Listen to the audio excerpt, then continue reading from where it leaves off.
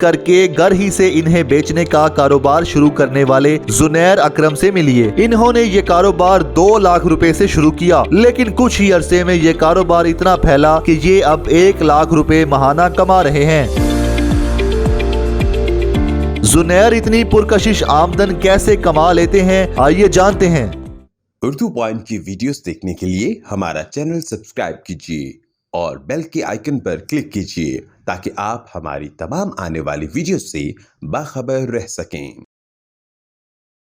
अस्सलाम वालेकुम, उर्दू पॉइंट में खुशामदीद। मैं हूं आपका मेज़बान उस्मान भट्ट। नाज़रीन, घर में किए जाने वाले कामयाब बिजनेस में से सबसे ज़्यादा कामयाब और प्रॉफिटेबल बिजनेस है खरगोश पालना और उन्हें फ़रोख्त करना।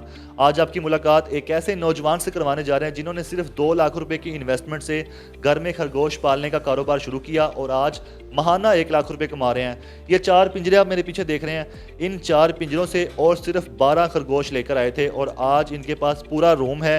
इनका कारोबार 3 गुना बढ़ चुका है। तो इनसे जानते हैं इनकी सक्सेस स्टोरी। ये फैंसी खरगोश कहाँ से इन्होंने इंपोर्ट किए और इसके बाद इनको पाल के आज ये कैसे इतनी अर्निंग कर रहे हैं। आइए जुनैर अकरम से जानते हैं। जुनैर अकरम इस वक्त हमारे साथ मौजूद है। जुनैर भाई, ये बताएं कि जब आपने बिज़नेस का फ़ैसला कर लिया कि मैंने बिज़नेस करना है, तो आपके पास बहुत सी ऑप्शंस होंगी, लेकिन आपने खरगोश का बिज़नेस करने का फ़ैसला क्यों किया? स्टार्टअप कैसे लिया? खरगोश असल में मुझे बचपन से ही पसंद थे। मेरे पास पहले 5-6 साल देसी खरगोश थे, तो लेकिन कभी ये नहीं सोचा था कि मतलब इसका बिज़नेस भी हो सकता है। सोशल मीडिया पे वीडियो देखी मैंने, तो फैंसी रैबिट्स, मुझे पता भी नहीं था कि फैंसी भी रैबिट्स होते हैं। तो उसके ऊपर रिसर्च वगैरह की, तो इंडोनेशिया से इंपोर्ट कराई। 1-2 भाई थे जानने वाले, उनके ज़रिए भी इंडोनेशिया से इंपोर्ट कराई है। तो ये अब माशाल्लाह रैबिट्स का बिज़नेस कर रहा हूँ। एक तो मुझे ये इसलिए पसंद है, इनका बिल्कुल भी शोर नहीं है। मतलब एक कमरे में पड़े हुए हैं तो किसी को पता भी नहीं है कि शोर है ही नहीं बिल्कुल भी। एक वजह ये थी, और एक इनमें बीमारी आती नहीं है, कोई भी बीमारी है ही नहीं। वैक्सीन हो जाती है, वो ख़त्म हो जाती है। ये बताइएगा, जब आपने इस बिज़नेस का आगाज़ किया, इन्वेस्टमेंट प्लान क्या था आपका, और इसके अलावा स्टार्ट में कितने खरगोश के पेयर्स लेके आए, केजेस जो थे उस पर कितना खर्चा आया? केज मैंने 4 केज लिए थे। 15,000 का एक केज था, 60,000 के मेरे केज आए थे, और 1,20,000 के मेरे रैबिट आए थे, जिसमें से 4 ब्रीड्स थी। इंग्लिश अंगूरा था, फुजी लूप था, हॉलैंड लूप था और न्यूजीलैंड वाइट था। इन चारों ब्रीड्स का मैंने ट्रायल लिया था, मतलब 1 मेल और 2 फीमेल, इससे मैंने शुरू किया था। अब माशाल्लाह आपका ये पूरा रूम इस खरगोश के बिज़नेस से फल फूल गया है। तो इस पे आपकी एफ़र्ट और मेहनत कितना टाइम लगा आपको इसको कारोबार को वसी करने में? मेहनत बहुत है। शुरू में जब आपने लेना है, 2 महीने का बच्चा लेना है, तो 4 महीने आपकी मेहनत है इसके ऊपर। 4 महीने आपने इसे पालना है। 6 महीने के हो जाएंगे, फिर वो जाके ब्रीड्स करते हैं। तो ब्रीड करते हैं, 2 महीने बच्चा माँ के साथ रहता है, फिर 2 महीने बाद जाके सेल होता है। इसकी केयर में क्या क्या शामिल होता है? खाना पीना इनका क्या होता है? इनकी जो डाइट होती है, इसके अलावा जो कहते हैं इनके इंजेक्शन भी लगते हैं, उसके बारे में बताइएगा। डाइट इनको सुबह के टाइम मैं पैलेट्स देता हूँ और शाम के टाइम ड्राई लोशन होता है। और इंजेक्शन इनका होता है स्किन का। स्किन की एलर्जी वगैरह हो जाए तो वो लगता है आइवरमेक्टिन इंजेक्शन होता है, वो लगता है। 1 cc सिरिंज होती है, वो उसका 0.2 इनकी स्किन में लगता है हर 3 महीने बाद। तो मतलब वैक्सीन हो जाती है, फिर इनकी स्किन में कोई इशू नहीं आता। ये जो हम इस वक्त देख रहे हैं खरगोश, इस टाइम स्नोकर बिलियर्ड टेबल पर खेल रहे हैं, ये कौन सी नस्ल है? इनके बारे में बताइएगा। ये इंग्लिश अंगूरा है।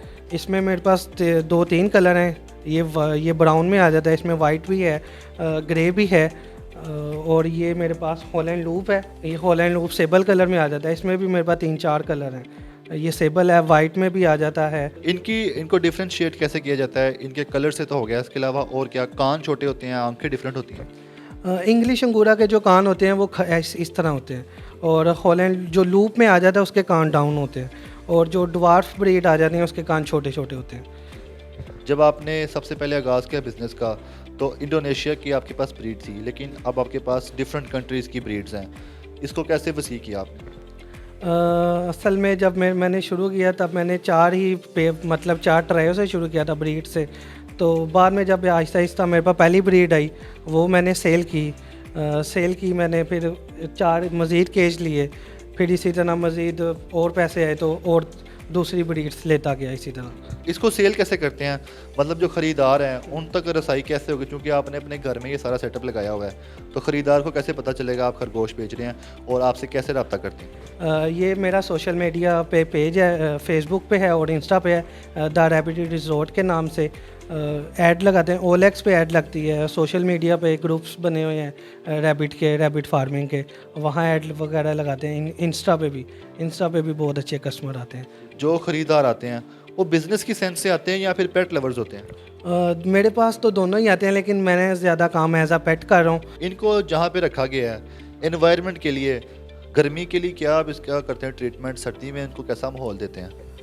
सर्दी का तो इन्हें कोई इशू नहीं होता, गर्मी में इन्हें मसला आता है हब्बस वाले महीनों में, जून जुलाई अगस्त वाले महीने में। तो फिर इनके लिए मैंने वो एसी लगवाया मैंने इनके लिए, फिर जाके मेरे पास इनकी ब्रीड आई तो वो फिर मैंने सेल की। आपको इन रैबिट से खुद कितना लगाव हो गया? आपके घर के जो बच्चे हैं वो जब आते होंगे, घर में मेहमान आते होंगे, तो सबसे पहले क्या बेसमेंट में ही आते हैं सारे? कोई भी मेहमान वगैरह आता है वो जाहिर सी बात है पहले बेसमेंट में आते हैं, रैबिट्स देखते हैं, प्यार वगैरह करते हैं। इनको आप केयर के लिए इंजेक्शन तो लगाते हैं, लेकिन इनके जब बाल बड़े हो जाते हैं या नाखून बड़े हो जाते हैं वो भी आप सेटिंग करते हैं? नाखून को काटना पड़ता है और बालों को जो है और तो किसी की वूल का इतना मसला नहीं होता, इंग्लिश अंगूरा की जो वूल है ना वो ट्रिम करनी पड़ती है, वो काटनी पड़ती है। इस कारोबार में कितना मार्जिन है, कितना प्रॉफिट होता है और ये कारोबार कितनी तेज़ी से फैलता है? आपने बच्चा ले लिया 2 महीने का, जब वो 6 महीने का होगा उसके बाद जाके उसने ब्रीड करनी है, लेकिन मेहनत है, पहले आपको 5-6 महीने इनके साथ मेहनत करनी पड़ेगी तो फिर आपको पैसे देंगे। आपके पास चूंकि डिफरेंट ब्रीड है तो इनकी प्राइस भी डिफरेंट होगी, तो उनकी प्राइस के बारे में बता दें। और जो छोटे बच्चे होते हैं उनकी प्राइस क्या होती है, जो बड़े होते हैं उनकी क्या प्राइस होती है? इंग्लिश अंगूरा का जो 2 महीनों का बच्चों का पेयर है वो 12,000 का है, और इसका ब्रीडर पेयर जो है ना वो 25 से 30,000 क्वालिटी के ऊपर, मतलब क्वालिटी के ऊपर डिपेंड करता है।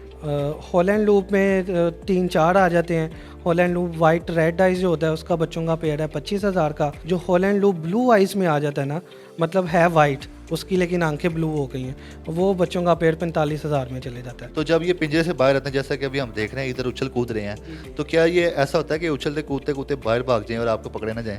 नहीं, अभी मैंने इन्हें पता है हमने इतनी जगह में रहना है, मतलब ना ये यहाँ से जंप करेंगे, इन्होंने इतनी जगह में ही रहना है, इनको इतनी मतलब सेंस होती है, तो ये यहाँ से कहीं भी नहीं जाएंगे। ये आपने इन तमाम पिंजरों में एक ऐसा पिंजरा भी रखा है जिसमें इनका पूरा मेडिकल बॉक्स बनाया हुआ है, जहाँ पे इतनी सारी दवाइयाँ हैं, इतनी सारी वो इंसुलिन के सिरिंज हैं और इंजेक्शंस हैं, तो वो सब क्या चीज़ें हैं? शुरू में जब इतना होता नहीं है, शुरू में मेरे साथ मसले हुए थे जब मैंने बच्चे लिए, बीमार वगैरह, सर्दियाँ थी, मतलब तब इतना पता भी नहीं था कि कैसे रखने हैं।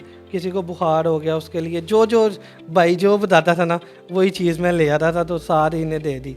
मुझे अपने ऊपर यकीन था कि मैंने इतने पैसे लगाए हैं तो मैंने वो रिकवर करने हैं। सब्र आप करोगे ना, जानवर से प्यार करोगे तो जानवर आपको जो है ना उससे डबल प्यार देगा। ये आपस में लड़ते भी हैं? लड़ते नहीं हैं, जब ये बड़े हो जाते हैं, ब्रीडर हो जाते हैं, तो मेल से लड़ता है, वैसे कोई भी नहीं लड़ता। इनकी डाइट में क्या क्या होता है जो आपने अभी इस टाइम रखा हुआ है? ये डाइट डिफरेंट होती है या एक ही डाइट होती है? मैंने तो एक ही डाइट पे रखा हुआ है। सुबह के टाइम मैं पैलेट्स देता हूँ और शाम को ड्राई लूसन। मैंने गंदम पे लाना चाहता था लेकिन वो नहीं हुआ, मतलब जो डाइट चाहिए आपने वही रखनी है। इसके अलावा जो अगर हम जैसे बता रहे बीमार हो जाते हैं, बुखार हो जाता है, तो इसका पता कैसे चलता है? ये ढीले पड़ जाते हैं क्या इसके अलावा कुछ और निशानियाँ भी हैं? बेसिकली ये ढीले पड़ जाते हैं, सुस्त हो जाते हैं, वो पता चल जाता है। जिसको मतलब आपने रखे हुए हैं ना, वो फिर आपको एक आइडिया हो जाता है कि ये भी बीमार है, इस तरह बुखार है। सफाई का कितना रोल होता है? ये जितने भी केजेस हैं इनमें सफाई कितने वक्त के बाद आपको करनी पड़ जाती है? सफाई इनके लिए बहुत ज़रूरी है। सफाई की वजह से ही इन्हें स्कैबिस लगती है।